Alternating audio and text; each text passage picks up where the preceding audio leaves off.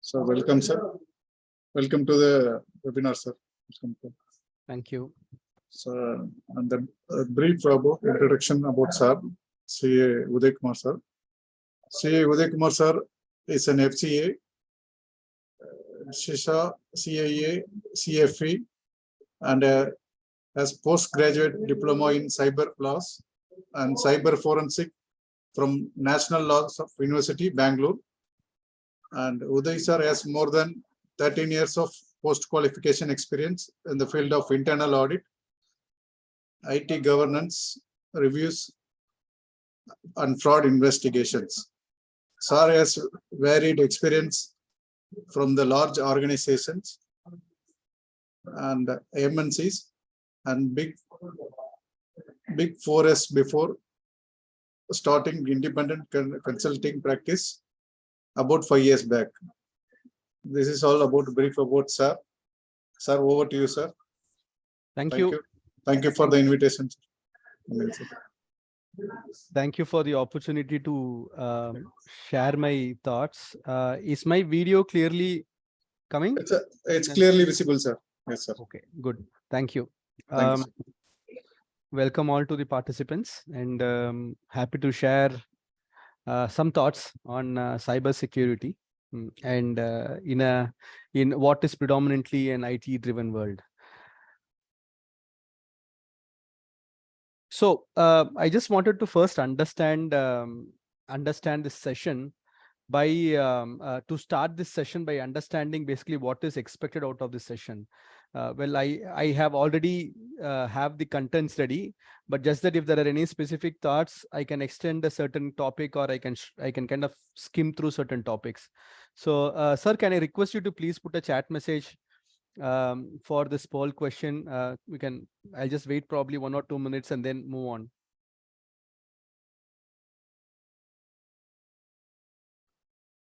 Sir, can you please confirm if you have put the chat message? Hello? Sir, I am sharing, sir. Just a minute. Please, yeah. Or I think even those who are in the session can put some messages, since I can see, you can see the question. So if you have any specific expectations that you want to see out of this session. Can you able to see, sir? Yes, I can see your message. Thank you. Sir, okay.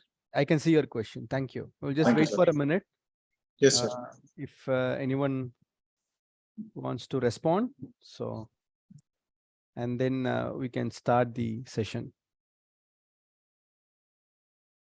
Okay, you might have to click on everyone to send the message, not just to DLHSIRC. Thank you. Everyone, sir. I selected everyone. Yes, you have selected everyone. I'm requesting others also to select everyone. Yes. Yes, sir. Yes, sir. Yes, sir. Okay. Yeah. Security measures which can be implemented if you are using NAS for storage. That's interesting. That's interesting.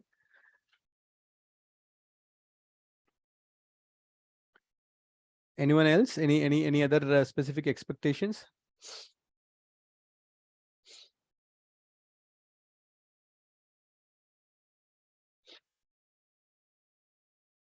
Yeah. Okay. So I will move on. Maybe you can just keep the chats coming in. Just wanted to understand the background of the participants. So are you a beginner, intermediate, I mean, kind of somewhere in between, or are you an expert? Maybe you can just type beginner, intermediate, expert. Okay, B, intermediate, excellent. So that I can probably tune. Okay, B plus. That's can I share the question too, sir?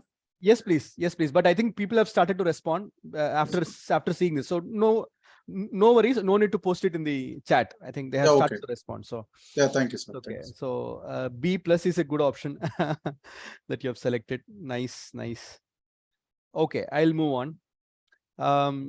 Have you or your organization that you know or work for have been a victim of a cyber attack? You personally as an individual, or the organization which you work for? Okay, no. Okay. Have you experienced it. Okay, yes, that's a good thing. Any other responses? I'll just wait for maybe one or two and then move on.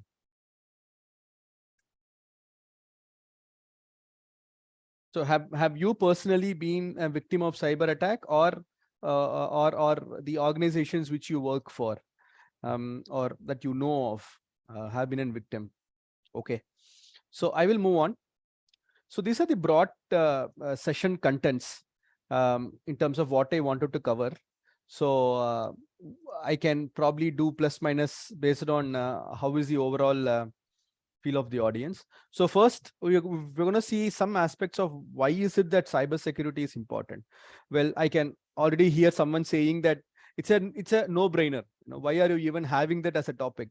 But let's see some of the advancements that has come and why it is critical for us to have a very foolproof cybersecurity. And let's understand a few basic terms. I think cybersecurity is one area where it is full of jargons. You see people using a lot of jargons. We will try to understand some of the jargons that are used, and let us look at some of the cyber attacks, and then how to manage cybersecurity. So maybe we can touch upon some aspect of NAS storage there, and try to understand what could be the best practices that organizations have been taking. And as a chartered accountant, as a chartered accountant, what are the challenges that one can face, and at the same time, what are the opportunities that are there as a CA in the sphere of cyber security? So before we move on, let's just see this video. So this is actually a surgery that is performed in London by a surgeon who is based out of California using 5G. So the day is not far when we can expect doctors who are not in the same geographical location as that of the patient actually operating on humans far off. So the day is not very far when the operation on the humans is not very far. I think there are quite a bit of developments in this area. So any idea when this video was taken? Anyone can give a guess? Is it 21, 22 or 19, 20? Anyone can give a chart, can update in chat when you think this could have been done. So when you think this operation, okay, 2019, interesting. So we are in 2023, by the way. So okay, circa 15. Okay, any other guesses as to what could be the year in which this is done? 19. Okay, right. So 1915. So I tried to trace back the video and saw some articles around it from 2018-19. So we are in 23 as we speak. This video is good 5 years old. So 4 to 5 years old. So we can see the advancement that the cyber or of course in this case the demonstration was more of 5G capability, but the essence is that the cyber world is evolving. It is evolving at a phase which we would not have even, which would be very difficult to envisage. So the development that would have happened 10 years back and now, the speed at which the innovation, the cyber world will be at 2 to 3 times the speed with which it had grown in the last 5-6 years. So we can expect tremendous amount of growth, tremendous amount of development in the cyberspace. Now think of another instance. You are on a flight. Of course, you are not a pilot, but there is an announcement from the cockpit saying that, dear customers, yeah, we are happy that you are onboarded, but please be aware that we are not able to see anything in the sky because there has been a ransomware attack. Our company is negotiating, and please have patience. So this is, or this would be a reality if cyber if cyber threat is not taken. Let's see a quick map of the cyber threat on real time. So this is a threat map from Checkpoint. It basically gives on a real-time basis how many attacks are kind of happening from which country to which country. Of course, this is not 100% accurate, but just that there is a mechanism that is actually getting tracked. So today, as on date, about 82 lakhs 43,000 attacks have happened till date. So it's like 5:15 in the afternoon, in the evening.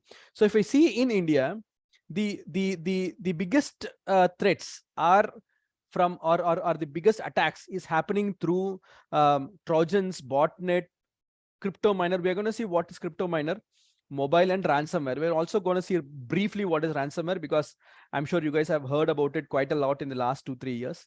And if you see, there are 3 attack vectors. One is this is through a malware, or is it a phishing report, or is it an exploit through an exploit. So we are going to also see briefly what is a zero-day attack. So we can see that the cyber threat is real, be it small, large organization, or a very large organization. The threat is real. I know it is kind of there, assumed, but just to re-emphasize the fact that given the speed at which there is technological advances, we can expect more threat, more type of attack vectors being developed, and we as professionals need to be ready, and we are going to see some aspects of it. So that was on the heat map. Now, why cyber security is important? Why is it that it is talked about?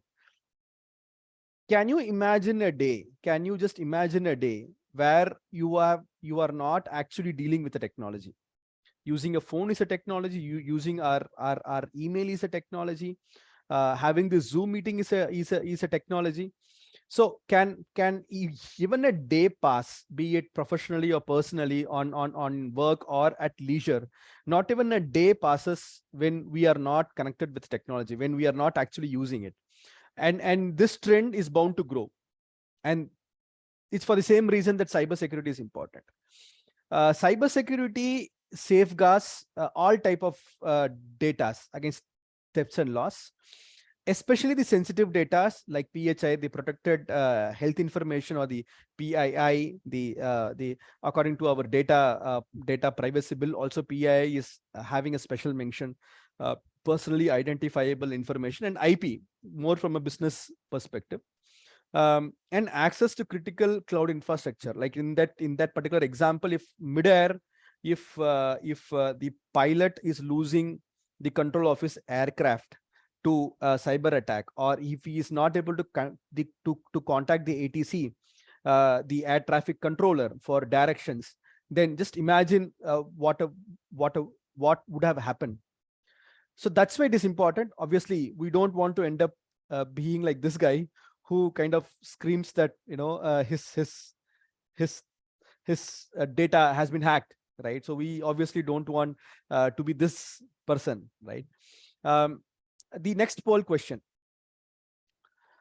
what do you think is the weakest link of cyber security? Now, cyber security, as we all know, is kind of made up of obviously the people, process, and technology. It's called PPT. The people constitute the human being who is interacting with the technology. The process is the inbuilt safeguards that are there, and the technology is the kind of platforms that we use, the kind of securities that is inbuilt into that platform, etc. So what do you think? According to you, is the weakest link is the weakest link of a cyber security? People. Okay, interesting. So we are responsible, is what you are saying. A and C, ignorance. Okay, people and don't know that that there is a cyber security that needs to be taken care of. Okay, people. Okay, excellent. I'll just wait for 1 or 2 more response and move on.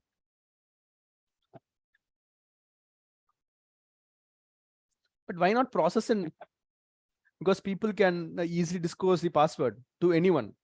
But would you do that? Would you actually do that? Why would people actually do that? So it's interesting that neither the process nor the technology is actually seen as an as the reason. These days OTPs are given to unknown. I agree. So yes, it is said that people are the weakest link in the cyber security. I can have the best of technology, I can have the best of processes, but at the end of the day, if I choose to disclose something which I should not be disclosing, obviously I become the weakest link in this chain of cyber security. Now let's understand the different types of process and technology or mission which are designed to work in one particular way. True. So it is like garbage in, garbage out. You know, the machines are basically garbage in, garbage out. We kind of get what we feed. We give the OTP and someone else feeds the OTP. The machine does what it is supposed to do. So it is inherent that it will process the way it is. So agreed. So people are the weakest link, and we as people need to be more careful of. I know a very good senior friend who is a CFO of a company, happens to be a chartered accountant, very well respected chartered accountant and CFO of a very large organization. And this person happened to click on some link, and it compromised the company's ERP. Now we feel that as chartered accountants, as someone whom we know, whom we are, in terms of professional qualifications, etc., we cannot do anything wrong. We actually cannot do anything wrong, and that's what the hacker exploits and tries to intimidate us to actually click on certain things which we should not be doing. Now let's understand the types of cyber security. Now people generally associate cyber with only that what is online, etc., but actually there is more to it. Right. Now there is application security. This is very critical. The ERP that we use, the different internal applications, external applications that we use, the security or the cyber posturing of that application towards the outside environment is actually not seen very rigorously. So there is talk like security by design, where at the time of creation of a certain thing itself, that cyber security aspects are embedded. So the security of the application is compromised a lot, in the sense that the moment nowadays, especially, I know an organization which was very, very hesitant to give even an SAP ID password during pre-COVID days. They said that you have to come to my location and access the data for you to take anything, and you have to use my laptop, etc. They kind of started to freely give VPN ID password. So the shift has happened. That once there is VPN, there is ID and password controlled, it's okay to give out access to people. Of course, it has its own limitations, but I think application security falls under the ambit of cyber security that needs to be given quite a bit of importance. The next one is the critical infrastructure security. So which is actually the physical access to the data centers, the physical access to servers within the company premises. I have seen an organization where we went for the IT general controls review, where the server rooms are never locked. It's kind of it's open, because it is all wires. And when we asked who would want to actually enter this room, so that is the kind of attitude some of the organizations have. And if you are part of the organization, or if you are reviewing even out of your IT, it need not be a pure IT audit, but even if you are going to a financial audit and if you see these red flags, I think that's something you must highlight. That's critical infrastructure security. That is also part of cyber security. And network security, the network or the path with which the data travels. So things like man in the middle attack, etc., happens. We're going to see some of this. So the network security is as important as the security for the data that resides in the cloud.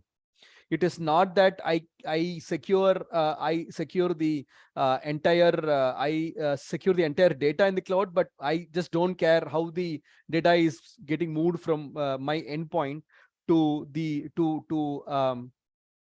cloud. So that would not work. So encryption is a tool that is used widely. Cloud security, this again is talking about the cloud parameters. Again, this is the overall data security that comes under the cyber security aspect. This is what I just very briefly touched upon, which is the endpoint security.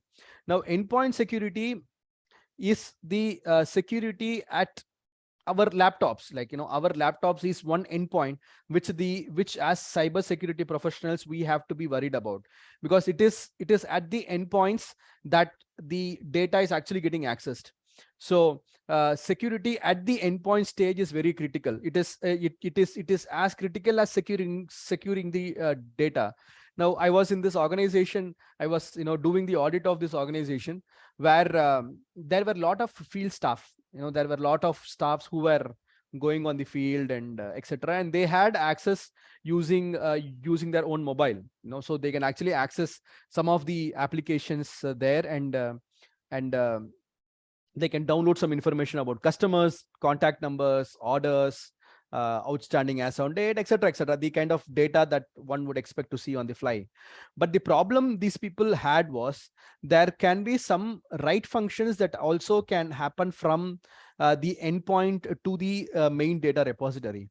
So that actually was used, and we had some SQL injection attack using that endpoint security compromise, because of which the company has to lose their customer data, or it was taken out of the system and it was used.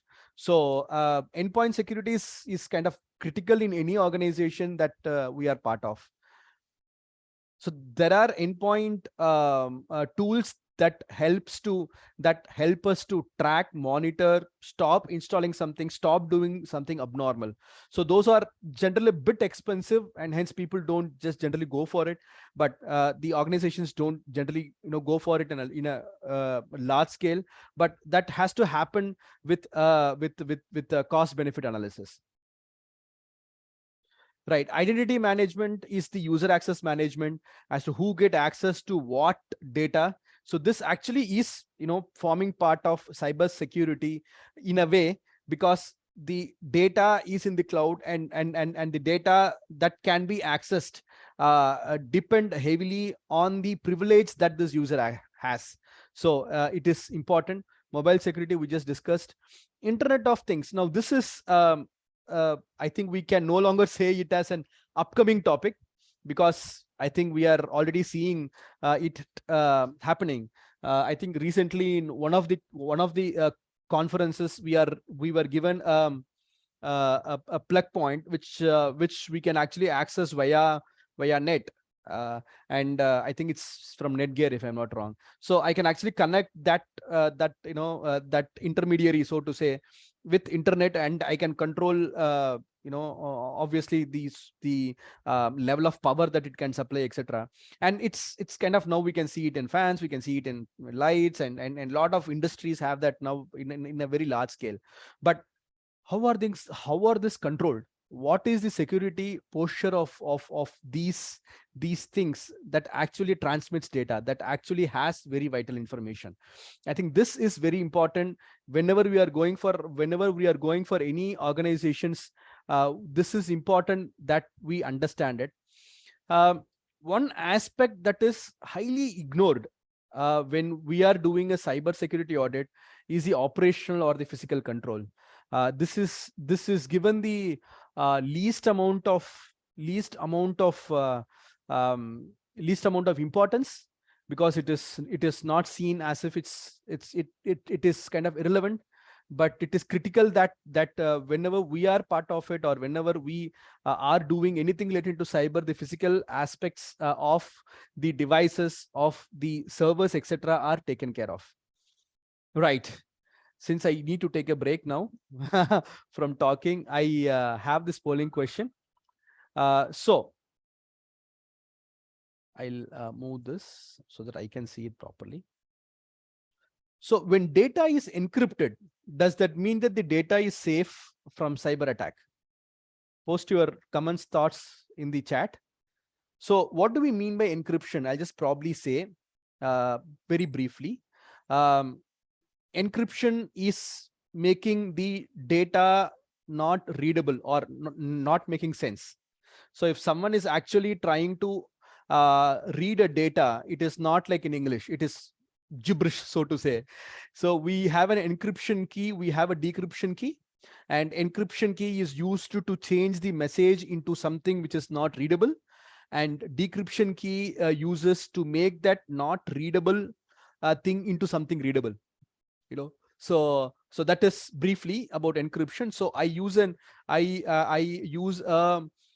so there is this public key, private key. I'm not getting too much into it, but there is this key that is applied at the time of sending the message, and another key is used at the time of receiving, and which is converted back into something which is readable, right? So that's about encryption. So when data is encrypted, does that mean that the data is safe from cyber attack risk?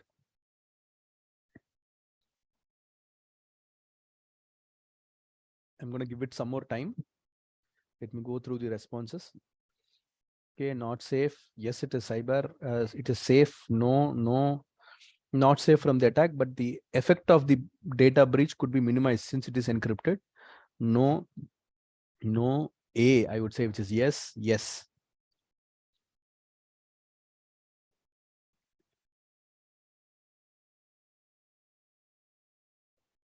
Yes, okay. It is safe from cyber attack.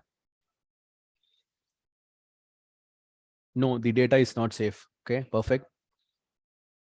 Yes, it is safe from cyber attack risk. Excellent.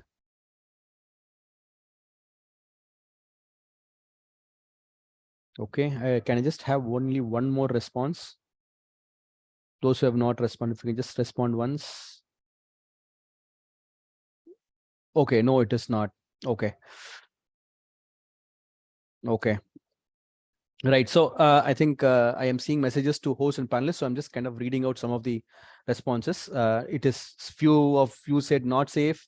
Yes, no, not safe from the attack, but the effect of the data breach could be minimized since it is encrypted. No. Some of them have said yes, no, the data is not safe. Yes, no. Okay. So this is the interesting piece about cyber security. Now the encryption that happens is for the data. So the moment an attack happens, the purpose of any cyber attack is on the data. So generally in information security, the concept of CIA is used. It's called as a CIA triad: confidentiality, integrity, availability. Either I steal the data, I steal confidential data so that it is no longer confidential. I corrupt the data so that it does something which is not it is supposed to do. That's the integrity angle to it. And A is the availability of the data. So any attack happens, tries to compromise this CIA triad. Either it attacks the confidentiality of the data, integrity of the data, or the availability of the data. Now, by encryption, the data is made as non-readable. So generally, when a data is transmitted from point A to point B, and the data is actually moving from point A to point B, to ensure that someone in the middle is actually not taking the data and reading it, this data is encrypted. Meaning the data that is encrypted ensures that the data, even if it is hacked, is not readable. It is not making sense to the hacker until and unless he gets the encryption keys, which is actually not given. Obviously, that's the secret key that is inbuilt. If that is compromised, obviously the data is not safe. But the answer to that is, but we have to understand the question a bit in detail. When the data is encrypted, does that mean that the data is safe from the cyber attack risk? No, the data is not. So when I say no, from the cyber attack, it is not safe. So there is no incremental guarantee that the hackers will not be able to steal the data just because it is encrypted. But the hackers will not be able to make any sense of the data, even though they are able to steal the data, nor will they be able to change any of the data parts or change the data contents, because the hash value will not match. So the answer to this is, when the data is encrypted, the data is not safe, meaning there is no incremental thing. So the answer is no. It does not mean that the data is safe from cyber risk, right? So yeah, that's the concept that we will have to be very clear when we talk on cyber terms. Encryption ensures the data is not readable, but it doesn't prevent the attack from happening, right? So you will see in news where you will basically hear that, the server was unencrypted data dump was taken. That is when the organizations will have to be very, very careful, right? Let's move on. Let's understand some basic terms. One of the terms that you will hear a lot is malware. What is this malware? I mean, we're going to see different types of malware. 90% of the attacks that we see is from malware. So we will just understand a bit. For few of you, it might be a bit elementary, but stay with me for some time. We are going to have a bit of advanced topics as we go along. But malware is nothing but malicious software. That's the name, malware, malicious software, right? So what is it? It's just like any program that you have, but the intention is to harm. It could be either the computer, meaning the place where the software resides, or it could be a network or a server. So the intent is to harm the recipient of the particular program. So it's like any other program, but the intent is to basically either steal, make it slow, make it redundant, etc. We're going to see different types of malware. So there are actually 8 to 9 types of malwares. It started with virus, because you would have heard this term if you are maybe a 80s kid and growing up in maybe somewhere around 99, 2000. In if you are doing articles in that period, you would have heard this term a lot, right? You would have heard this term, which basically talked about viruses. So in those days when I was actually doing articles, so it means I am also getting old. It means that, I mean, at that time we had floppy disks. I'm not sure how many of you had seen actually, in fact, floppy disks. So the floppy disks now, I think before I completed articles, we were actually using it as a base for the coffee cup. So the floppy disks used to be malware infected with virus, or it'll become slow, it'll not be readable, etc. So we were actually praying gods that the floppy should be safe, etc., and put in a proper case, put it properly, put in a non-moisture environment, etc., and then bring it back to our office from our client place. So you would have heard the term virus a lot. But gone are the days. I think now Microsoft, for example, or Mac, for example, have their own inbuilt mechanisms that prevents viruses. It's kind of largely controlled. But there are now other kinds of malwares. Malware, as I said, is any program that can trick or that wants to do harm. Right? We are going to see some of the definitions. It would be kind of slow for someone who already knows it, but bear with me for like another 10-15 minutes, and probably we will have some more Q&As and topics. Virus, actually, it kind of executes itself and it spreads by infecting other programs or files. So you will, on those days, you will see that it is virus infected. You will have that dollar symbol that comes. Yes, this is kind of virus infected, and you have this AVG free that you run and you take care of it, and you kind of quarantine the file, etc. So now I think it's kind of largely controlled overall, but it's still there, but it's largely controlled. Now adware is again a kind of a malware that basically tracks the user's behavior, and it gives a persistent pop-up that do this, and you have won a lottery, click here. It kind of keeps on coming, right? So adware is another kind of a malware that we see quite frequently in organizations which are basically open to web.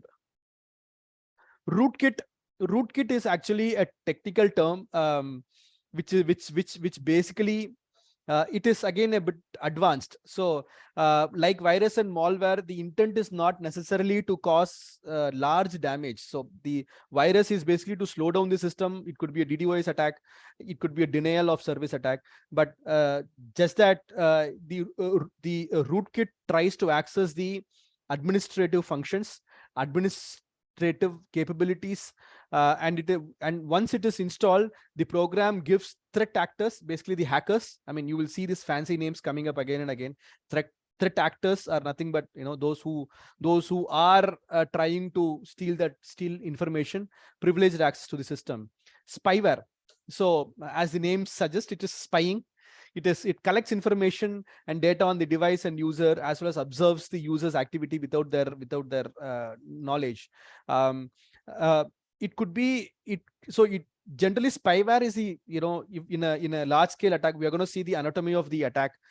In a large scale attack, spyware is more or less the first thing that is deployed by a hacker or by a threat actor to kind of do a reconnaissance and just understand what is happening, what kind of a data is basically sent, what kind of a data is received, who this person is, try to draw a personality of that person who is using that system. Ransomware, you would have heard a lot about this. Now, I think even I did a similar topic in 2019. And at that time also it was like hot topic. And I think even now there doesn't seem to be a specific solution for controlling ransomware. Predominantly, there has been a lot of steps, but I think ransomware, as a malware, it encrypts the data. So the same encryption technology is used by malware threat actors or by hackers to encrypt the data and to basically decrypt, or that key, to give that key for decryption, they would have to pay some money. Right? That's what ransomware does. We are going to see how SpiceJet was kind of attacked or allegedly attacked. Now, Trojan is a very old method of doing it, but it's still very, very relevant. It is designed to appear as a legitimate software program to gain access of and it gains access to a system. And once it is installed, it can actually run those functions that it is intended to do. So it would look like a Word file, but once you open the Word file and you click that enable content, I mean, even in Excel also click that enable content, or if you enable that macro, it will basically deploy what it wants to deploy and then do the damage that it intended to do.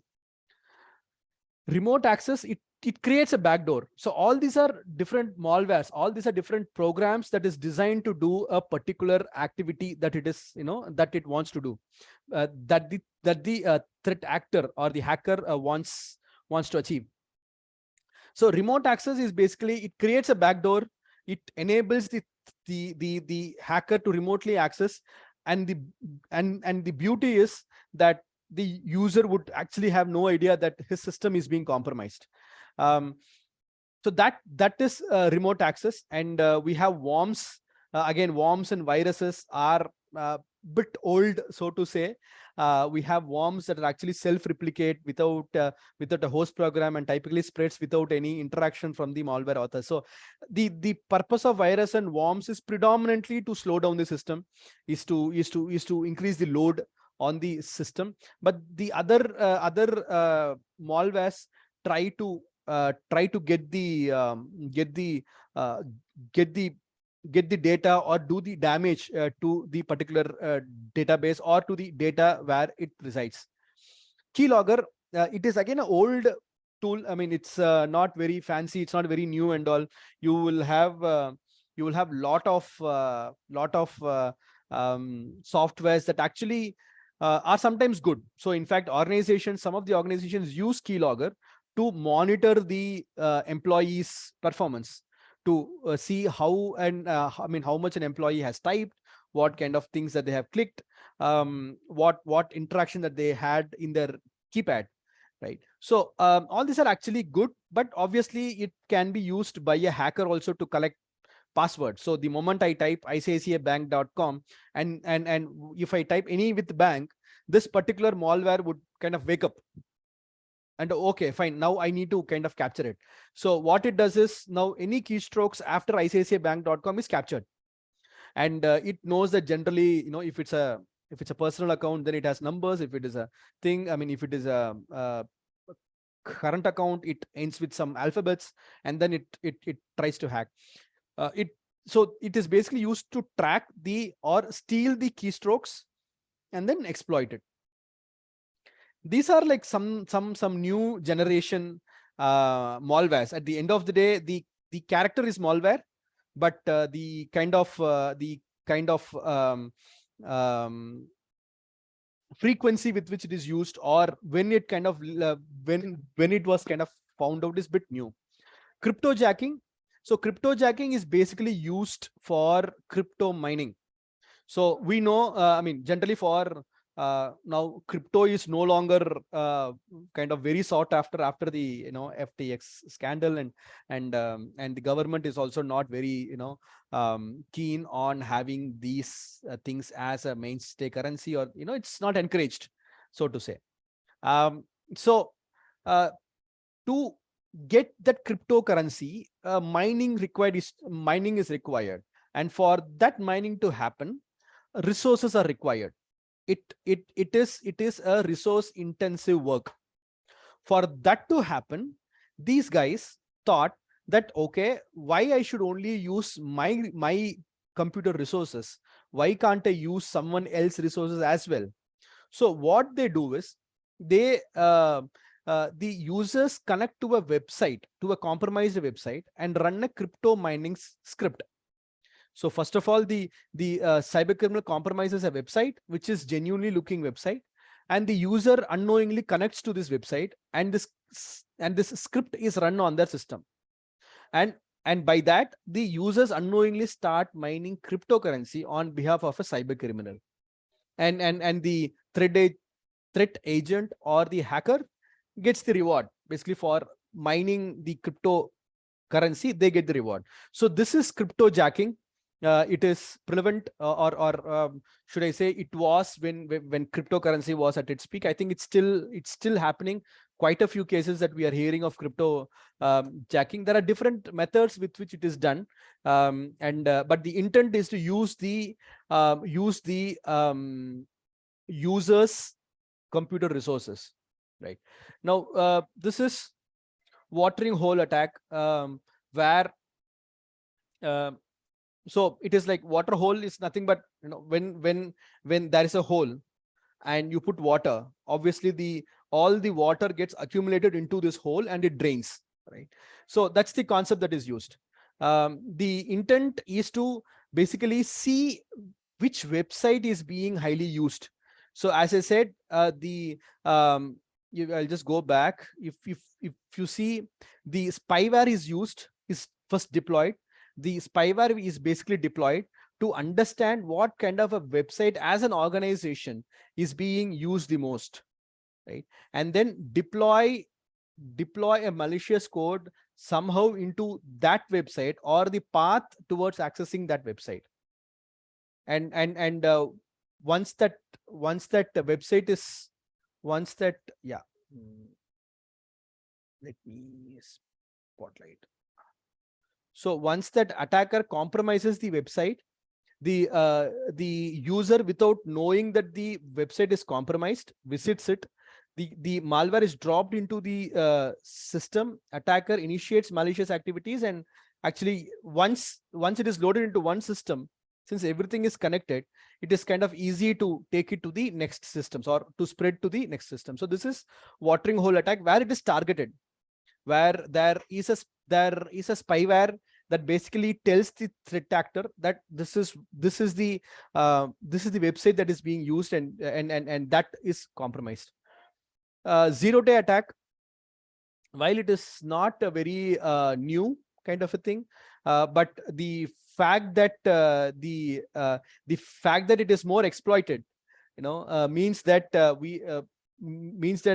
the speed with which the software vendors actually act is not to the extent that it is required. So what is a zero-day attack? Zero-day attack is when a new vulnerability is discovered. No one has seen it before.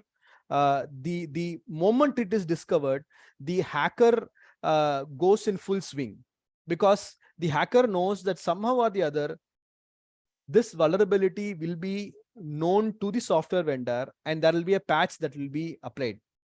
Excuse me.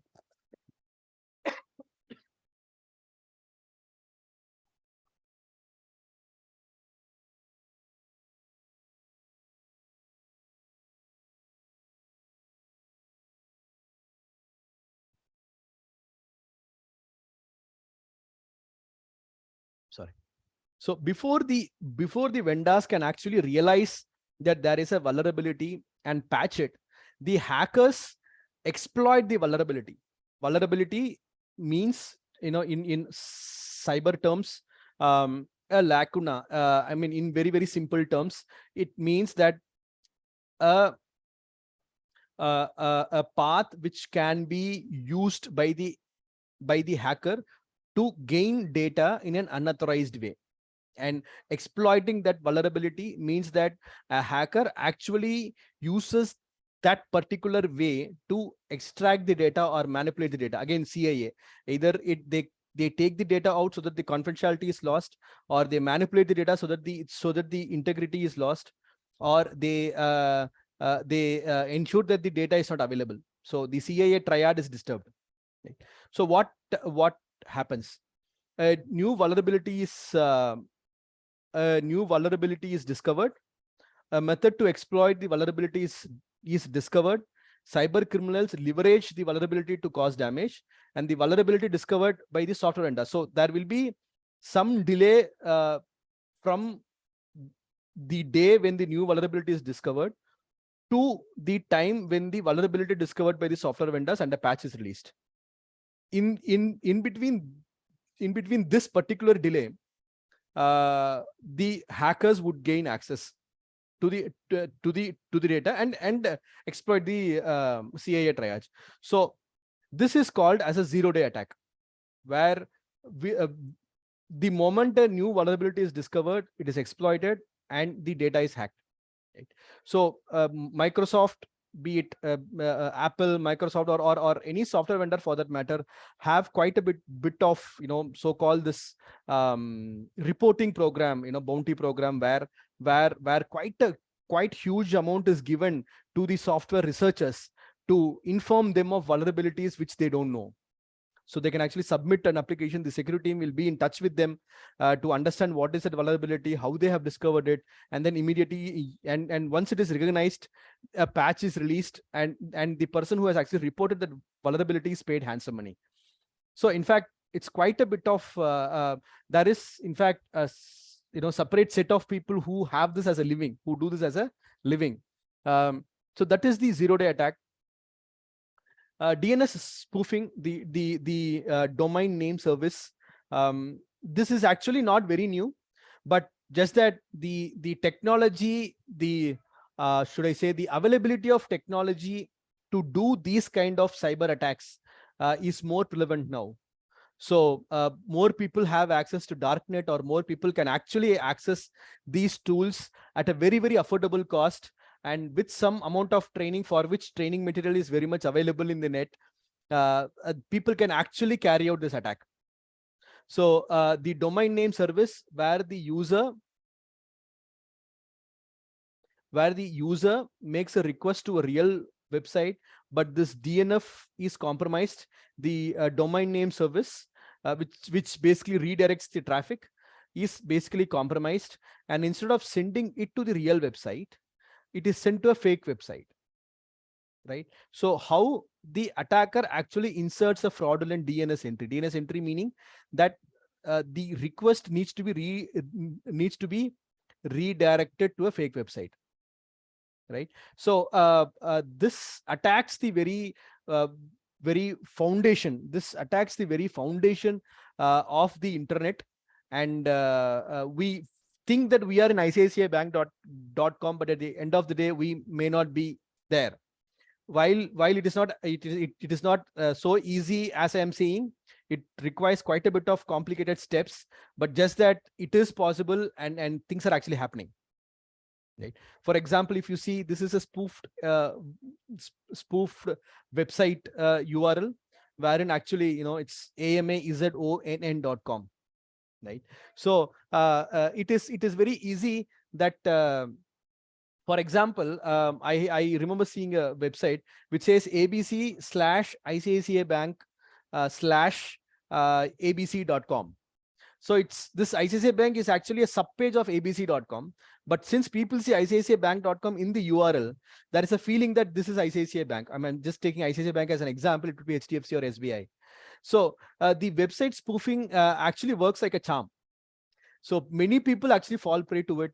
It is possible that even, you know, the example that I quoted before, this person actually fell prey to a spoofed website. It was ICICI Bank's link that was sent, and it was from ICICI Bank email ID. Looking so, I mean, allegedly it kind of looked like an ICICI Bank proper email with the header, footer, and, you know, the links, etc. And there was something that required this person to click, and it was clicked. And the moment it was clicked, the entire, of course, the banking operations were compromised. From then, since the password was exposed, this person's ERP, which is actually a cloud ERP, was also compromised, because both had somehow the same password. Of course, they did not have the liberty of using a RSA token, etc. But of course, since the organization was large, it was kind of curtailed. But it works. It works in a very simple way, than one can actually think of, right? What do you guys actually think on this? If you can chat, that will be helpful. If I don't open the attachment, how would I know it's dangerous?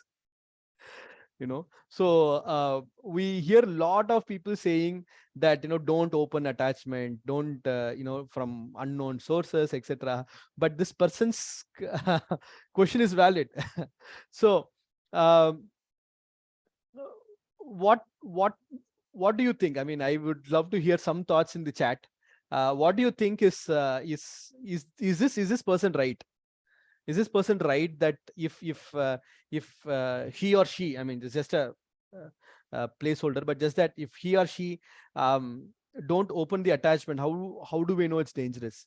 If attachment is from strangers, then it should be suspected. Yeah. But, you know, some of you are in practice, some of you are in business, right? It is possible that if you are in practice, like someone like me, and you get mails and you are supposed to see that. Dangerous obsession from Maitha Rajanji. Excellent. It's actually a dangerous thing. It came from an unknown source. In fact, the example that I said, it actually came from ICICIbanks.com. So this person did not know it, and it was clicked. Don't open mail from unknown persons. But if that unknown person is sending you for the first time, you know, for example, you are getting a query from a person saying, you know, RBI, and there is an inquiry, you might be, you know, looking to open it. But if that happens, what is the best? What do you think should be done? Just spam it, or you think something else to be done? What do you think is a safe way of opening such emails? If you are on Gmail does this scan, but if you have something like Outlook, what do you think needs to be done? Use antivirus. Okay, but in email, can I actually apply antivirus in the email? Some more thoughts. Okay, I am getting an email from an unknown person, and I actually want to see all downloads are scanned. Okay. Any other thoughts? If I am actually getting an email from an unknown source, but the reading, etc., seems good, so how do I proceed next? File encryption, firewalls. Now, if I have a very effective firewall, the mail itself would not have come. So it means that the firewall is not very effective. Now, firewall, by the way, it basically checks for the traffic, and if the traffic has any abnormal movements, it basically stops. So there are concept of ports, IP addresses, etc. I'm not getting into much of that detail now. So you are getting an email from an unknown person, and the firewall actually lets you in. What do you do? So check the sender's email ID carefully, verify the sender identity, firewalls, file encryption. It's actually interesting that you mention encryption. But if I encrypt a virus and then decrypt a file that has virus, it's going to be virus only. So or a malware only. It's not going to change the characteristic of the file if I use encryption. So encryption would not work. It's just going to remain the same malware program that it was. So use antivirus. Don't open mails from unknown persons. Came from unknown source. Dangerous substitution. Yes, I am reading it out again. If attachment from changes, then it is to be suspected. Check the file extension. That's very interesting. What you say is very interesting. Satya Narayanan sir, I think it's very interesting that to check the file extension. Now in Excel, there is this XLSX and XLSM, which is actually a macro enabled file. Now I can actually send a macro in XLSX also. So checking the file extension and then opening it could be dangerous. I could have .dysx docs basically, but once I open it, the embedded file will be there and it will always ask enable content, and we invariably click it as a natural thing. Okay, some extension somewhere, some link could have been done. Click enable enable content, enable thing, right? And boom, it happens, right? It kind of blocks. So my recommendation would be to basically, I think some of them have actually sent it, to basically see the email ID properly. And then if this email ID has a person name which and first time that this person is sending, better to check with them and then actually see whether this person has actually sent it, and then open the email. There are a lot of scanners, like if you have it in Outlook, the file is already in your system, but it is not executed until and unless you actually open the file. It could be a Word attachment that this Outlook has already given you, but you until and unless you actually open it, it will not come.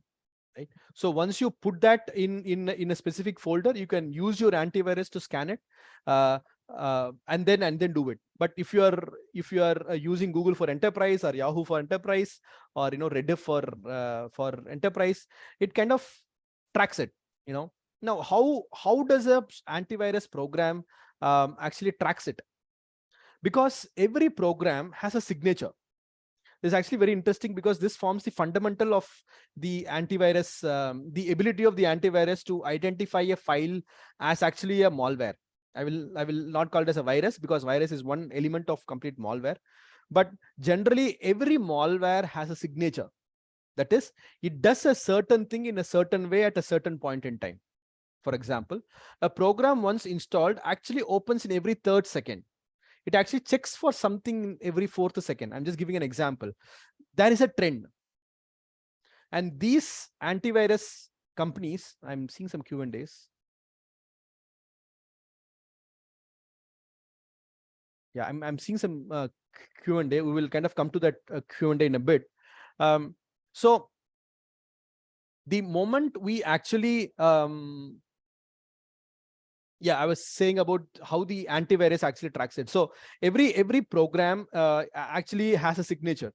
So this is seen by it's kind of sees what programs are actually running now, what kind of a signature that it emits. Is it actually okay? That's why if you see some old generation antivirus will actually slow down the system, because it consumes a lot of processing power.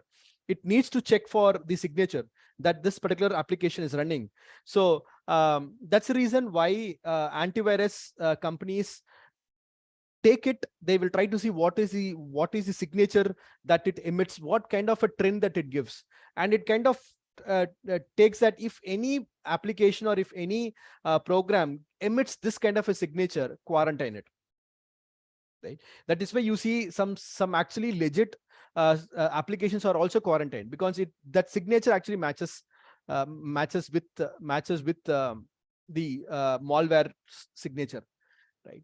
It is similar to how the COVID vaccination is found out, right? Because they try to see what is the characteristics of this particular virus, and they see what makes it more inactive, etc., and they try to come out with a vaccine, something very, very similar, right? So as I said, for this particular case, it is better to have it scanned or checked before you actually open an attachment. In Excel, there is something called as open in safe mode. If you know basically, you can just need to click and then open the file with pressing shift. It will basically say, do you want to open in safe mode? That is one way to some extent. But if you don't know, or if you're not sure, it's better to take it up. So one organization which I worked, they had this habit of sending these spam mails to a set of employees on a random basis. If that employee actually opens the attachment, that employee's performance bonus is impacted. And if that employee actually reports it to the cyber desks, they are actually rewarded. So in your organizations where you are part of, or you are doing an IT audit, you can actually have this as part of your recommendation. Do a dry run, or do a spoofing. No, so send it to some specific. Obviously, the attachment is not problematic, but you will see a standard message that this is from an unknown source. Be very careful before opening, right? And the moment the employee opens, it will give a message that you have been spoofed. But just that the IT is also notified that this person has actually opened the file, and then a review, a training session is actually taken to these employees, right? So it is very, very important, and this is one of the governance aspect tests that is highly recommended. Okay, so I'll just go to the Q&A. How to safeguard ourselves to ensure that we actually log on to genuine website, right? So you when you see a URL, a unique resource locator, URL is called as a unique resource locator, you will see that there is a domain name and there is a subdomain name. So the subdomain name comes first, then the domain name. So if it is xyz.iccibank.com, it means that the main, or /iccibank.com, it means that it is a subdomain of ICICI Bank, but you will see that it is interchanged. And for a regular user, it's very difficult to identify. And for certain things, you will see, like you saw one example, amazon.com, ZZON or OOUN.com. We have to be very careful. There is no other way. We have to see the URL properly. If the source is suspicious, we should not open the attachment. Absolutely right. If anything comes for free, do not open the attachment. That's a very, very good one. Nothing is free in this world. So if you are winning £1 million and you are supposed to open an attachment, know that he is going to take £1 million from you. But I mean, once you open the attachment. So we need to be very kind of careful. Okay, great. Dilbert is again my favorite character for the corporate satire, so to say. So for those who are kind of don't know about it, maybe this is kind of Dilbert. This is their so-called consultant, and this is their boss, right? Who is supposed to be very intelligent, so to say, right? So this guy has the habit of phishing. So what is a phishing? Actually, by the name suggests, by now I think most of you would have known what is phishing. I'm not getting into too much of details. Just that as a fish tries to bite the worm or something that is there to a hook, and the moment it bites, there is this hook that catches the fish and takes it out of the water. So the fish is actually lured into, somehow using a worm or using some other methodology, it is lured into taking the bite. And once someone bites it, that person is hooked. This person is actually taken out, or it's kind of cheated, so to say. So this consultant has a hobby now called phishing. Now, what is it? I will send fake banking emails to executives. Then I find out their financial information and use it to steal the money they don't deserve. Right. So this guy, who is an intelligent boss, sees it, and this is the message. dear customer, this is your bank. We forgot your, of course, in US, it's a social security number. Here, it could be just the user ID and password, or the PAN number, or the Aadhaar number. We share Aadhaar number. So, left, right, center for our hotel accommodation, for our, whatever, we just give Aadhaar very, very, very easily, and password, why don't you send them to us so that we can protect your money? It looks legit. And he takes the bite. Once he takes the bite, it's gone. Right. So that is what it is kind of, that is what is phishing is about. Right. So gone are the days when actually the bombs of, or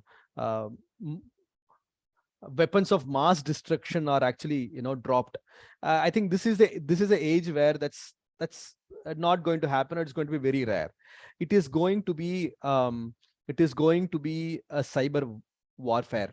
It is going to be cyber warfare. So we will not, it will not be distant future where actually the USB drive is dropped just as a bomb is dropped. In fact, in one of the organizations where I worked, who take information security very seriously, there was this USB that was intentionally kept in one of our places, and this had a sticker. So like digital signature keys, you have a sticker. It says payroll data. So payroll data within bracket confidential, and on back side of it, it gives password 123. Okay, so those who actually take it and give it to the security team there are actually rewarded instantly. I think it was 5K or 7K those days. And if it is not, they try to plug it into their system or their personal laptop. Official, I agree. We should not touch it. But even if they put it in their personal laptop, it actually sends a message to the cyber security team that this USB was accessed in this particular IP address in this particular laptop. And it's not very difficult to identify who that is, what, where, which location it was accessed, since they know where that USBs were dropped. So it's actually critical that we take. Can anyone know how to safely open a USB? Can anyone give me some thoughts? How to safely open a USB? Now you have an USB. Someone has given you, okay, here is the client data. What do you think you can actually do it to safely open a USB? Anyone? Any thoughts? Scan before open. Okay. Assume I don't have a scanner, or I don't have a very good scanner. Or if you actually notice, some of the USBs actually auto opens. How to prevent that from happening? Any thoughts? I got an answer that scan before open. Okay, look into file format. Now to look into file format, I'll have to actually open it. But the moment I open, there are few executables that actually can run. Right? What happens? Okay, very, very, I think I got a very honest answer. Don't know. Excellent. Thank you. Running it in CMD mode, that's advanced.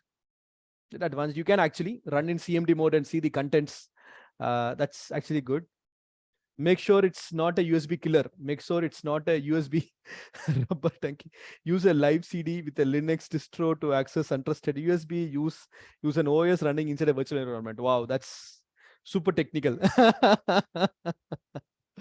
So how to basically run it without actually auto opening it? Maybe I'll just, I will not say it's 100% correct, 100% foolproof, but it can help to basically see the contents of the thing without actually opening it. I will probably use it. I think I do have super technical people also in this session, so who might find some of my session, some of the topics as boring and repeated, but yeah. Make sure it's not USB killer. Okay. Any other answers? How to actually open a USB without actually auto opening it, or make anything kind of it running it, or how to open it in a safe mode, so to say. It's not 100% safe, but it ensures there is some amount of control, unless you are a techie like Shayang ji maybe you can make sure that it is not a USB killer, or make sure it's not a USB rubber ducky. And again, it's a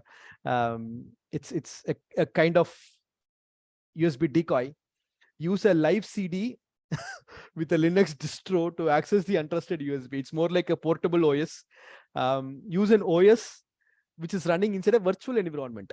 So within a virtual environment, you have virtual systems, and then use it to open it in that particular environment. Okay, so you can actually try it. Again, it's not 100% sure, but you can actually press Shift and then keep pressing Shift when you insert a USB. It will not auto run. It is a bit safe. I will not say it's 100%. So if you do something and it happens, don't hold me accountable for that. But you can actually try that. So holding Shift will try to open it in a more safe environment for you to navigate and see what it is contains. Again, it's not 100% proof, but this is one way of trying to do it, right? What is an anatomy of a cyber attack? Now we talked about cyber, we talked about why it is very important. We talked about the type of malwares that can happen. We also saw that it is going to be the cyber warfare. Now, how a attack happens, right?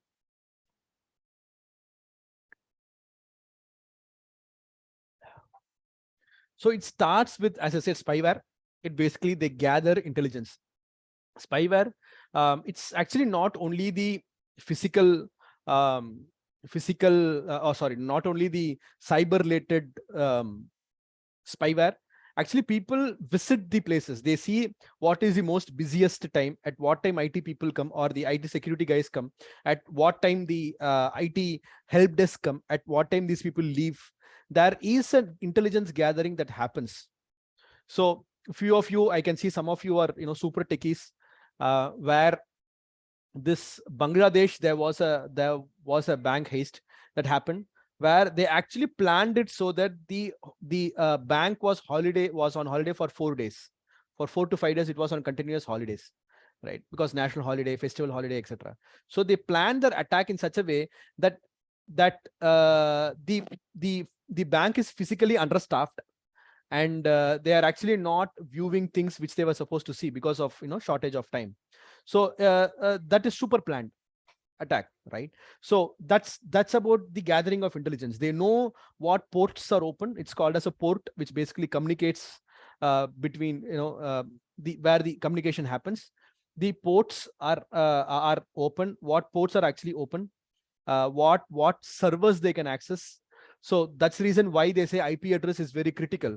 In some of the organizations I have seen where the server IP address are actually taken a printout and then pasted in the IT admin's desk for the purpose of easy accessing, etc. But obviously that is quite a bit of an information security threat, right? If any of these IPs or if any of the servers are unprotected, right, it's a recipe for disaster, right? So the first stage is gathering of intelligence. Weaponization, leveraging an exploit. Exploit is again a vulnerability that we saw. Exploiting that mistake or exploiting that lacuna in security, that's called weaponization. And once that lacuna is identified and weaponized, a malware is deployed. A malicious file is basically a malware which will basically do what it wants to do, right? And once that malware is successfully deployed, and the control is taken. So we saw a type of malware where it is called as a rootkit. So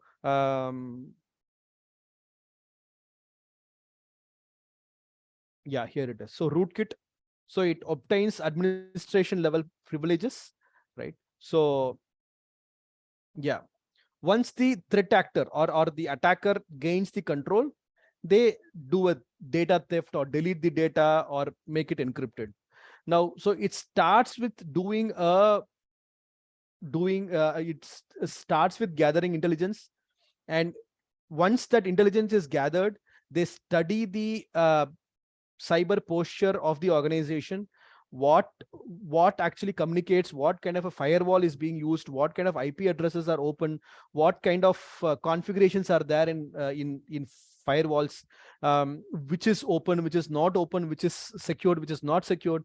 And once that actually happens, malware is deployed using which the data is stolen, right? So that's the anatomy as to how a cyber attack happens. Again, a poll question: is 100% cyber security possible? Yes.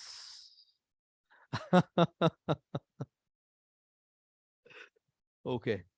No, but so much of money. I'm seeing answers like never, no, never possible, no, yes. If we go offline, that is an interesting thought. If we go completely offline, we are off the grid, correct? Yes, if we go offline, no. But what do you think? If we go offline, I'm kind of extending the question. If we go offline, are we safe? If we go offline, are we safe? So 100% cyber security is not possible. But if we go offline, so I am not connected to any of the networks, there is still a risk of connecting external device. Still not safe online. From cyber threat, yes. Okay. No internal threats. Interesting. Yes. In quantum computing, it's possible. I have some super duper techies. That's nice. Yes.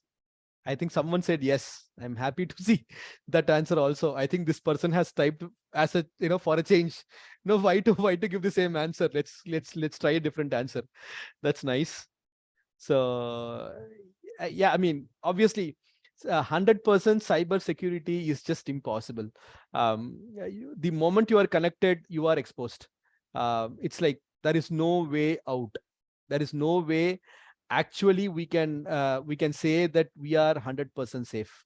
There is always a chance that it is compromised. There will be some threats that is there. As I said, I am seeing some answer like there is no internal threat. Obviously, as the name suggests, internal threats are threats that comes from within the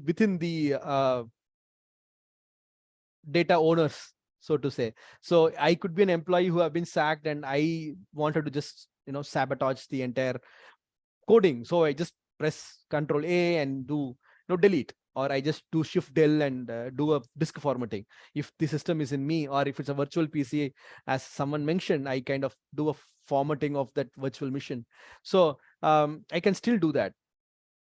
If we go, I mean, I'm just getting an interesting response. If we go offline, our work becomes tedious since the world around us is connected online. Absolutely true.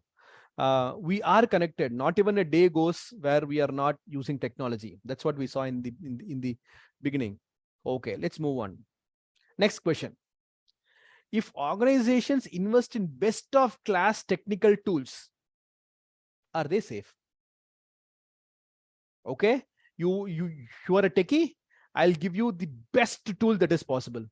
You will, I mean, there are some tools which is not even publicized, because the moment it is publicized, the threat actor or the attacker will know what the tool is actually doing, because he will also buy it.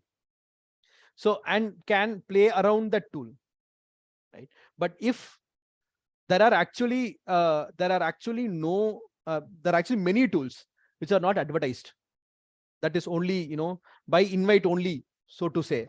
There are many tools, organizations that give, that is a different version for public, that is a different version for their own premium customers, which is fair enough, because the moment they put it in the market, then the hackers will also try to reverse engineer and see what is it that it is trying to catch, and they will try to do some test run and see whether this is actually catching my kind of malware. So I put the best technical, I get the tools which are not in the market, which are not advertised, which are very, very expensive, which are actually, these things are very expensive, premium customers. And I get that and I actually deploy it. Is it actually safe? Now, I think by the trend of the answers, you would have said no, but it will be helpful if you can actually give some thoughts to it. More investment is not enough. Okay, I have a sentence after that because that's the answer. I'm not reading it out, so I will read it out once we have. Right. Okay. No. And there is a sentence which is an answer, which I will probably wait for others. 100% security is a myth. Absolutely. Absolutely. Yeah. No. Yeah. Even hacker can purchase a tool. That's what I was saying. There are some tools, some version which is available only to premium customers. The hacker will not have access. So the security guys actually know these companies in person, or they come visit you. I mean, there is a controversy also, which we saw. A particular tool was used on particular people for political reasoning, etc. Allegedly used for political reasons, etc. That is not in the market. That tool is actually not in the market, right? So like that, but the same tool, different versions are used only for certain people, right? So great. So I'm going to read some of the answers. No, zero-day attacks and internal threats. Zero-day attacks, yes, very, very valid point. If I use the best-in-class thing, zero-day attacks is still possible because the underlying system itself is not patched. It is possible that the attack happens. And internal threats, yes. And yes, people need to apply it consciously. Absolutely. And security is a cat and mouse game. Well said. Well said. So security is in fact a very dangerous cat and mouse game. The moment any one of it wins, the other actually dies. There is no chance of leaving it half dead kind of a thing. It actually squashes it. So very true. What about Vaidiraja sir? I think, what about vulnerability created by human beings? Absolutely. So who is the weakest link? Humans. People are the weakest link. 100% security is a myth. No, some human element make it vulnerable. Actually, in fact, most of the vulnerabilities are due to human element. Even hacker can purchase, that we kind of discussed. Constant vigilance and updating is required from the system to remain safe. Absolutely. Constant updates are required. We are going to see some of it very, very briefly. Let me see some Q&As. Answer live, done. Yes. Yeah. So there is no more open questions. Let me go to the next one. Let's see some of the attacks that has happened very recent, 6 months, 7 months, 8 months, maybe, or maybe a year. Let's see some of the attacks. So a new password stealing malware, BHUNT, has been targeting crypto wallets, and most of the victims being in India. So as cryptocurrency gained a lot of traction, and India actually became one of the topmost investment option for Indians. One of the then the idea of stealing the password came in. I mean, the moment I have any online source, I should have a key. I should have a key to actually make as a genuine user enter, right? And this is how it happens.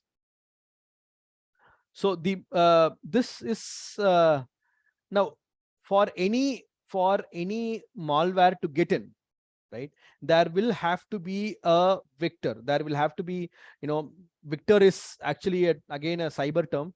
It basically denotes a methodology. It basically denotes how it's done, etc. Right? And infection vector is through what an infection is caused. So cracked software. So I mean, I think I should not kind of generalize. Some paid softwares are being cracked, and that cracked software is actually used. So the moment I use such cracked software, there is already a payload that comes along with that software, right? If you happen to use Windows or Mac, it will actually not allow some of these cracked softwares to run, because obviously it would contain a malware, right? So this was in news somewhere around April, May, and this was actually discovered very late. I mean, this was discovered a bit late, and patch has been given, right? Now again, it is alleged that another neighbors used a thread group. I mean, going by the name APT36. They had a new kind of a campaign, and there was this Kavach authentication. Kavach authentication is actually released by National Informatics Center, which is actually a GOI tool. And this was actually, it was not compromised, by the way. I mean, if you download the right way, it is actually not a problem. And let's see how it's done. So this is again an alleged modus operandi, so to say. So the user either clicks on a random announcement, or through a Google search, they kind of land a fake website where it gives an option to install a fake Kavach, and this fake Kavach is preloaded with a malware. I don't know if my hands are visible, but yeah, let me spotlight it. Yeah.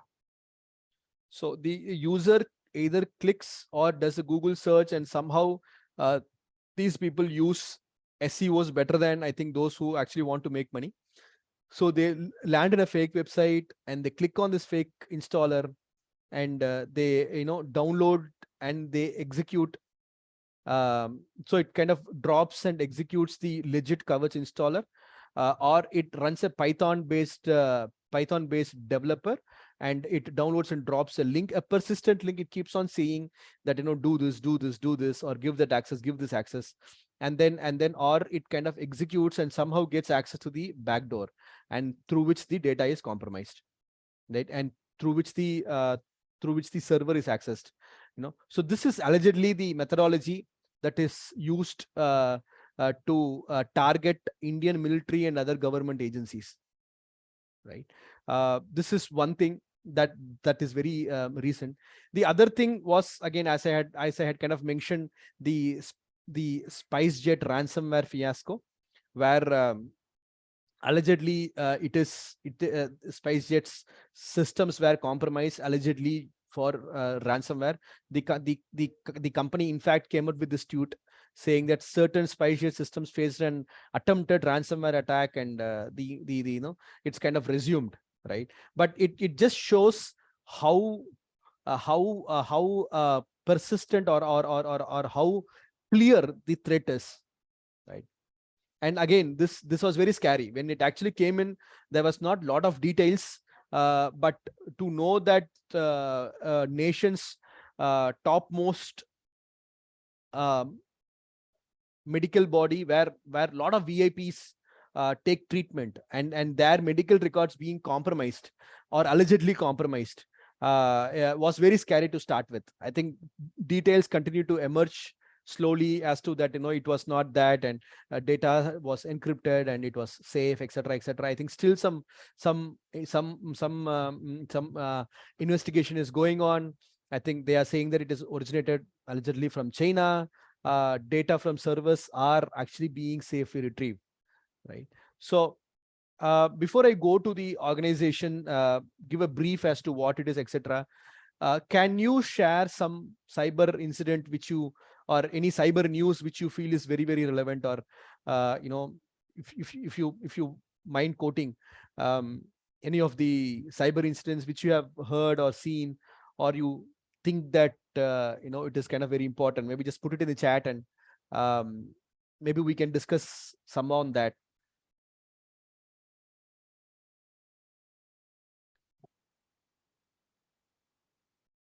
Fake loan, absolutely. I think the Chinese fake loan apps, a lot of people actually lost lives because of that. That is a huge well, do we call it as a cyber attack, or do we actually call it as a case of user not being aware? Because when the app is asking for permissions, how many of us actually read before clicking on that allow? It's scary, actually. And if you go to the settings and you see who has access to my contacts, it's actually scary, the list of apps. In fact, things like Uber, Ola, if you want to make a free call, or if you want to make a call to the driver, it'll actually ask access to contacts. If you say deny, only then the dialer opens.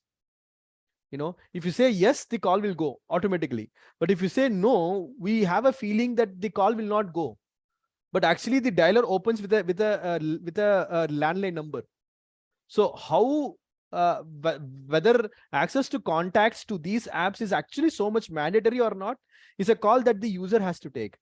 So the fake loan fiasco is not technically a cyber incident, but it involves aspects of the app, the Play Store, and or any store for that matter, and data being used online, is being transmitted online. But it is not necessarily a cyber threat, but it is a threat to the overall framework of the app environment. But it is not a cyber incident per se.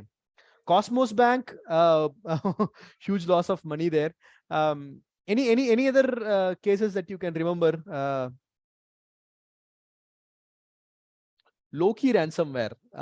That's again a very I think at the time of its peak, people actually had a lot of memes around it, to say that this actually had quite a bit of impact. It used to be called by a different name. I don't recollect Loki per se, but I think it was called by a different name as well.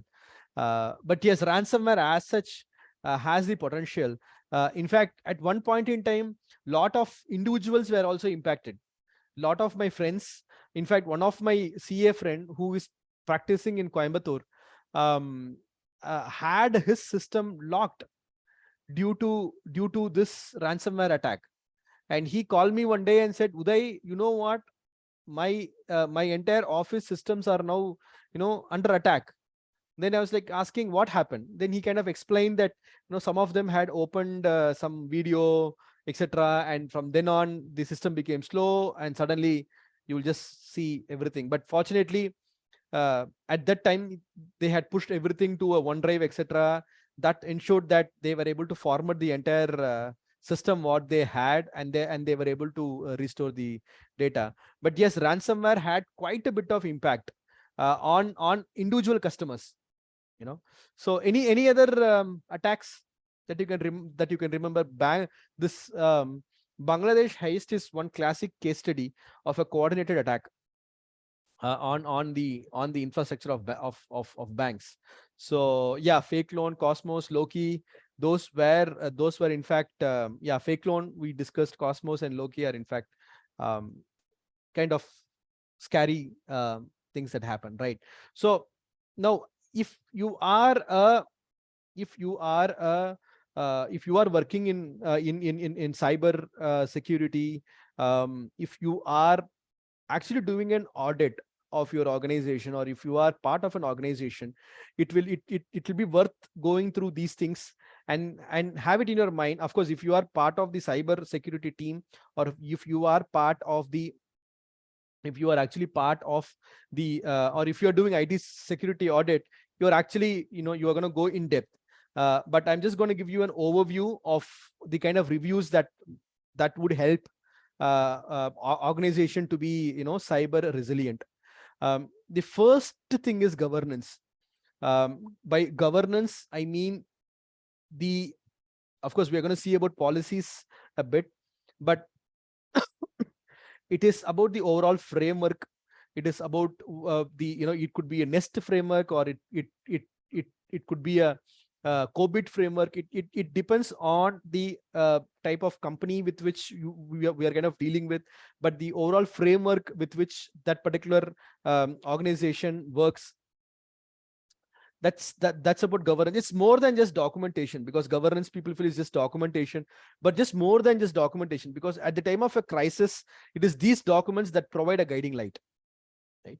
Now, protection from malicious software and external attack, how they are, or what are the steps that are taken. Hardware maintenance plans. It's not all about software, it is about hardware maintenance plans. People and documentation are critical. Policies and procedures, the laid down policies and procedures. usage of information or information assets like system use policy, email use policy, internet, remote access policy, all this needs to be documented. Do's and don'ts needs to be taken. Now, for one particular cyber incident, what happened is this company had lost some confidential data when the employee copied it using a USB stick. When the employee copied it using a USB stick, the data was taken out. Now, there was one question that was raised, whether any policies that the organization has prevent the employees from using the USB, or is there any do's and don'ts that have been given to the employees at the time of giving the laptop, saying that these are the things which you should not do. Now, unfortunately, at that time, I'm talking about 6-7 years back, or maybe 3, I'm not sure if it's 3 or 5 years back, this company did not have such policy documented. It had very vaguely worded some things, but it was not clearly documented. But fortunately, this data was a IP, and there was other provisions of law that kicked in and saved the day for the company. But this particular question was asked as to whether do the company actually give a do's and don'ts. Since it was not there, it actually weakened the stand of the company. So it is very important that you, as professionals, whether we go for IT audit or not, when we are doing any sort of a review, this is actually seen. Right? And cyber insurance is actually a huge market. Cyber insurance, I know one person from a Big Four actually pivoted his entire career to cyber insurance. So his task, he's a chartered accountant. I think now he's settled in a kind of an overseas location. So he kind of pivoted his entire career into cyber insurance. His job is to assess the cyber posture of the organization and assess the value of the information asset, and then negotiate with the insurance company for the terms, and then come out with the terms for the cyber insurance. So cyber insurance is again a huge market, and this needs to be taken. In most of the companies that I have seen, I don't see this happening. I see insurance against physical loss of assets, but insurance against cyber loss is something that needs to be carefully seen. Right. As chartered accountants, what are the challenges and opportunities? When I say as chartered accountants, I am kind of taking the role. I'm kind of taking the perspective that not so techie, kind of CS. So no, I have very good CA friends who are actually chartered accountants, but we have pivoted completely to a cybersecurity role.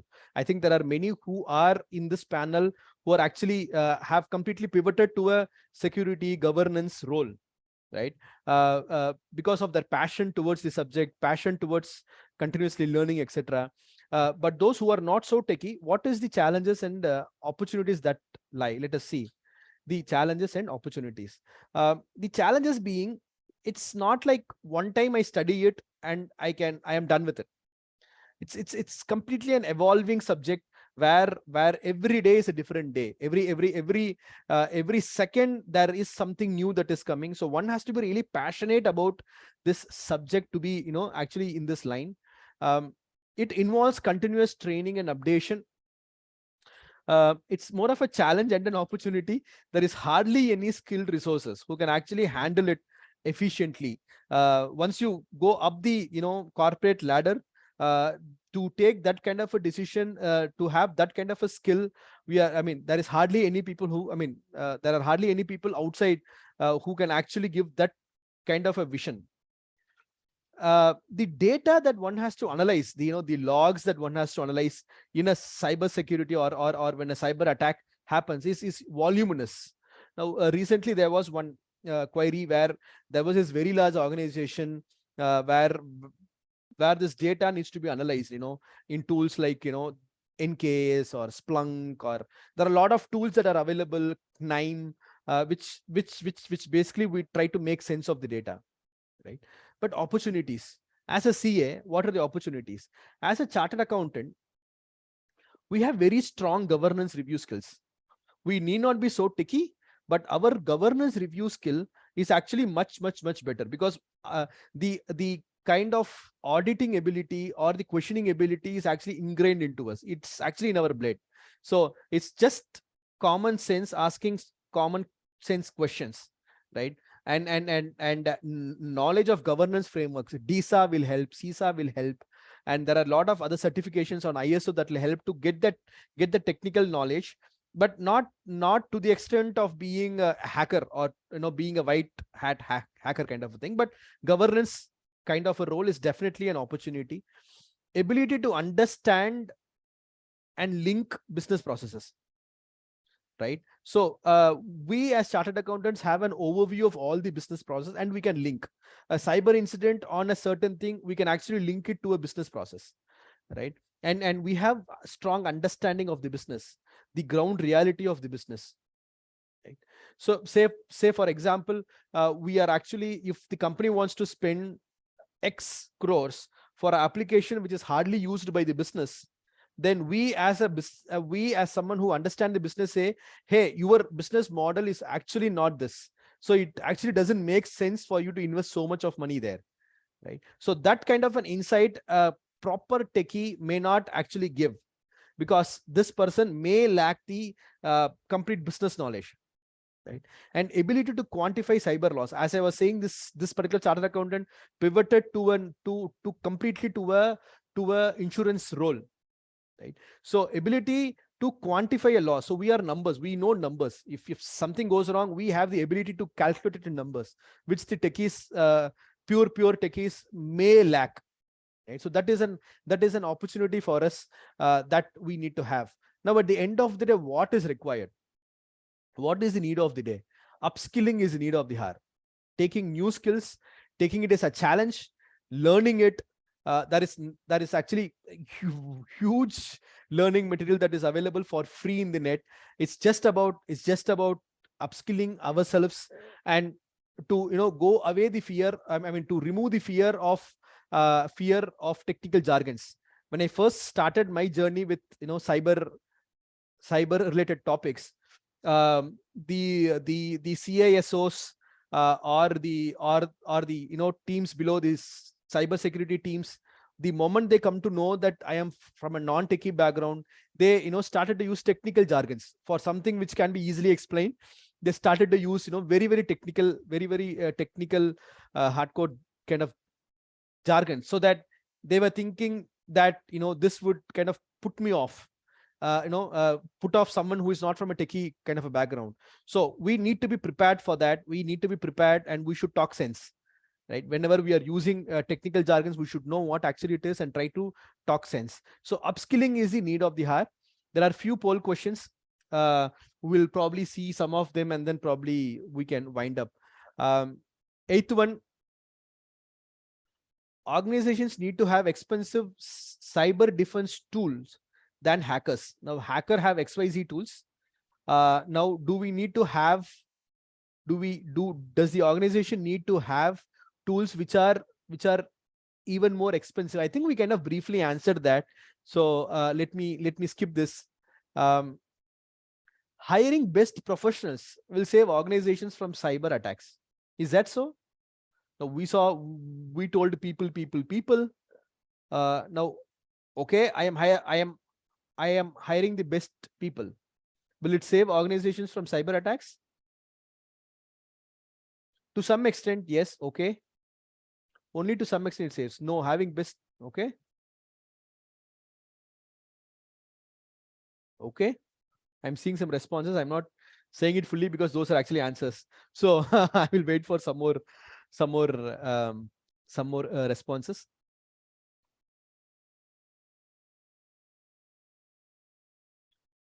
So I am giving the best of people, so will it actually save the organization from cyber attacks?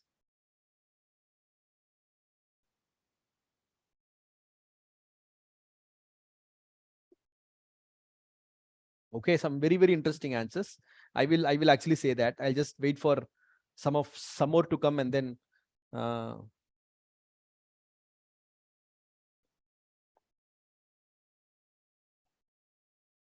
I'm actually getting a summarized answer from many of them, which is actually good. So what can save an organization? What can save an organization from cyber attacks? Is it organization or even, we as individual users of net? Right. Okay. Very good answers that I'm seeing, but I'll just park those once we get.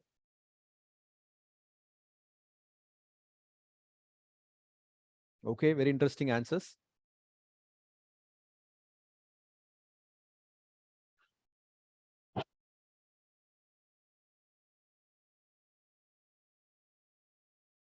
So what can save an organization from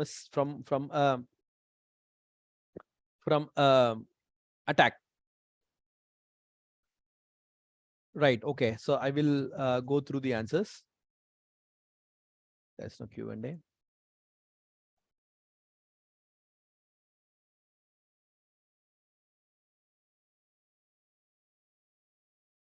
Okay.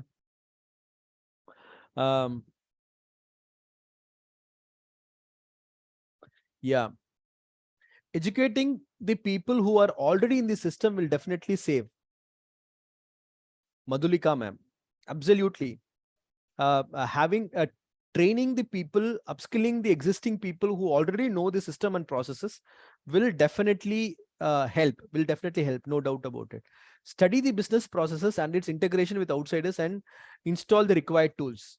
So then it is a combination of understanding the business process, then tools, and then education. Okay, that's shining. Okay, great.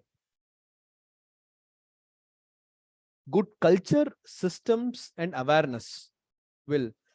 Culture is a very, very important role, which we have actually not touched upon a lot. But the culture of being security aware can actually, save quite a bit. That's an excellent answer. This is from Sharaf. Yes. Chiranjeevi says, yes, if the employees are educated on cyber attacks.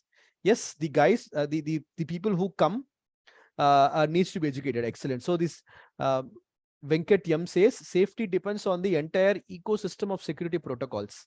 That's a very interesting answer. So protocols, systems, true. It is not just people, process, technology. It's not an isolation. It is definitely not as an isolated activity. It needs to be aligned. Yes, very good. Right. Zero-day attacks will not be stopped. Excellent answer from Sangamesh. Correct. Perfect. So zero-day attacks will never be stopped. It is true, but it is possible that see, many of the organizations, especially I think many of you will have doubts on the zero-day attacks.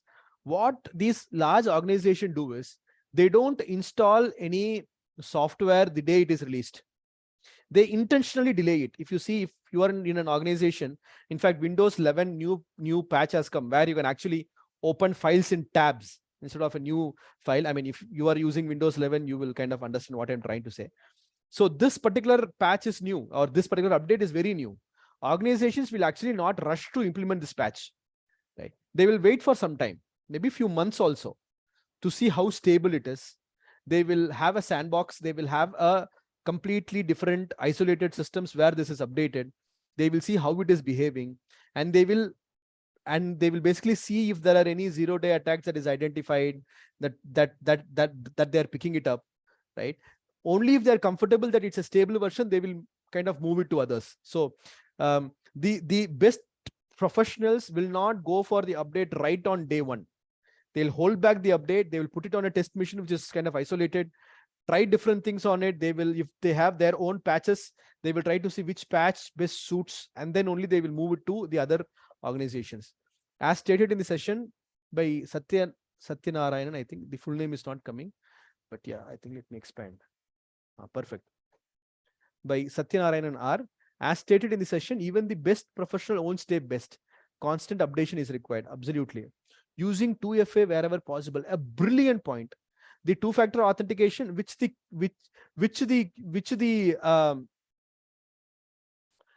actually the Kavach, the one that you saw, that was also exploited because it was it was installed from a unknown source. Now Microsoft also has Microsoft Authenticator. If you have used it, I use it for all my Windows login, the Microsoft Authenticator. So this two-factor authentication is great help. Run in test environment. Excellent. Sangamesh Desai. Excellent. So that's what, to wait for it to happen and then move on. To wait for some time and then try to put it in the prod. I mean, try to put it in test before you actually move it to prod. Right. This actually happens. So we couldn't hire the cybersecurity candidate you sent us. He was saying too many scary things about our computers. Actually, this happens because in one of the client, when we meet and try to assess their overall posture and say that you have these things overall, at kind of an opening meeting, you try to get a feel of it. You try to understand, what is happening, or try to give a feel as to what they can expect. They get scared and they say like, okay, we are happy with where we are. We don't want this review to happen. So it is actually scary. It is actually very scary. It is actually very scary sometimes to carry the bad news, or to take the so to say pill. So it is very scary. So let me see chat. Yes, thank you. Yeah, I'm just seeing some more chats. Okay, I think I am done with the presentations. This is my contact and email ID if you want me to connect. Maybe I think we have about 5 minutes, if I'm not wrong. Yeah, just 5 minutes. If you have any questions, anything, you just put it in the chat. Maybe another 2-3 minutes. We'll just wait for any feedback, questions, anything you feel that we could discuss, or if you want to discuss on anything specific. Happy to wait for another 2 minutes and then give the floor back to SIRC.